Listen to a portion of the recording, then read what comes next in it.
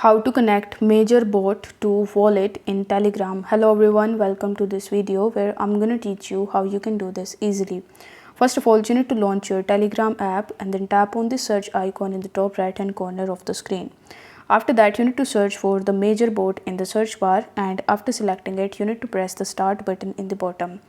Then tap on the open application and press the start button. After waiting for some time, Major Bot will be launched in front of you.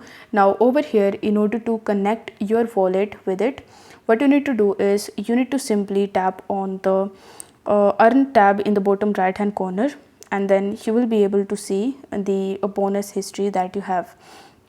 Now here, if you tap on the history tab in the bottom right hand corner, you will be on this page where you will be able to see your available transactions. Now over here, in order to connect your wallet with it, you just have to simply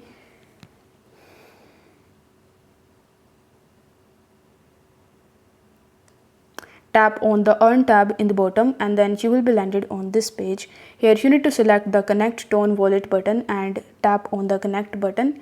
Then you will be redirect on this page where you need to tap on open wallet in Telegram, and then you just have to simply tap on the connect wallet button in the bottom, and you will be able to easily connect your Major Bot to wallet in Telegram.